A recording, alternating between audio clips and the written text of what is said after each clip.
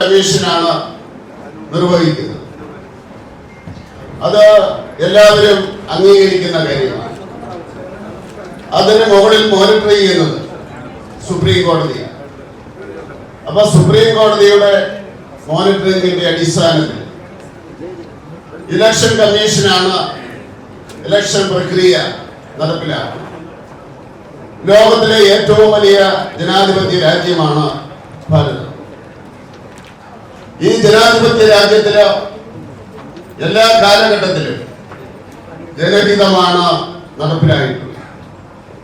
അതുകൊണ്ടാണ് ഇവിടെ ഒരു കാലഘട്ടത്തിൽ ജനാധിപത്യത്തെ അടിച്ചമർത്താൻ ശ്രമിച്ച അവസ്ഥയിൽ ജനങ്ങൾ ശക്തമായിട്ട് പ്രതികരിക്കുകയും അതിനെ അതിജീവിക്കുകയും ചെയ്യും.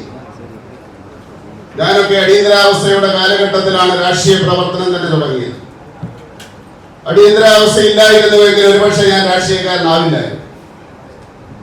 14-ാമത്തെ വയസ്സില് രാഷ്ട്രീയത്തിലേക്ക് വരിക എന്ന് പറയുന്നത് ചിന്തിക്കാൻ പറ്റില്ലായിരുന്നു. അത്രമാത്രം ജീവിക്കാൻ വയ്യാത്ത ഒരു 14 വയസ്സുകാരന് പോലും സഹിക്കാൻ വയ്യാത്ത ജനാധിപത്യ ധ്വംസനമായിരുന്നു ഇവിടെ ഉണ്ടായിരുന്നു.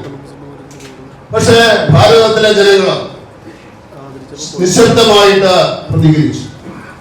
ഒരു രാഷ്ട്രീയ പാർട്ടി നിരന്തരമായിട്ട് ഇന്ത്യൻ രാഷ്ട്രീയത്തില് അവരുടെ ജനഹിതം ഒരു തലത്തിൽ നിർത്തിയിട്ടുണ്ട് എന്ന് പറയാൻ സാധിക്കില്ല. അത് ഏറ്റക്കുറച്ചിലുകൾ ഉണ്ടാകും. ആ ജനാധിപത്യം ഏറ്റക്കുറച്ചിലുകൾ ഉണ്ടാകുന്നത് വളരെ സുതാര്യമായിട്ടുള്ള ഇലക്ഷൻ പ്രക്രിയ ഉള്ളത് കൊണ്ടാണ്. അങ്ങനെയുള്ള ഏറ്റക്കുറച്ചിലുകളിൽ നിന്ന് നമുക്ക് മനസ്സിലാക്കാൻ സാധിക്കും അത് നിഷ്പക്ഷമാണ് എന്നുള്ളത്. പക്ഷേ ഇന്ന് ഭാരതത്തിൽ നടക്കുന്നത് എല്ലാത്തിനെയും ചോദ്യം ചെയ്യുക. ഒരു കുടുംബത്തെ മാത്രം ചോദ്യം ചെയ്യാൻ പാടില്ല.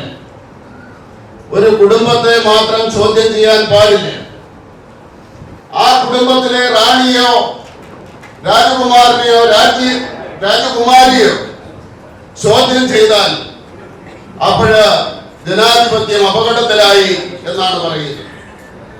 ഏറ്റവും ഉന്നത കോടതി പല പ്രാവശ്യം പറഞ്ഞു മാന്യമായിട്ട് സംസാരിക്കണം, അടിസ്ഥാനരഹിതമായിട്ടുള്ള ആരോപണങ്ങൾ ഉന്നയിക്കരുത്. പല പ്രാവശ്യം പറഞ്ഞതാണ്. പക്വതയോടുകൂടി പ്രതികരിക്കണം.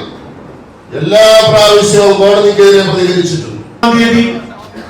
തൃശ്ശൂർ ജില്ലാ ഓഫീസിൽ വെച്ച് പ്രധാനമായിട്ടുള്ള തീരുമാനങ്ങൾ എടുക്കാൻ പോകുന്ന ഒരു സംസ്ഥാന ജസ്റ്റിൻ മറ്റ് ഈ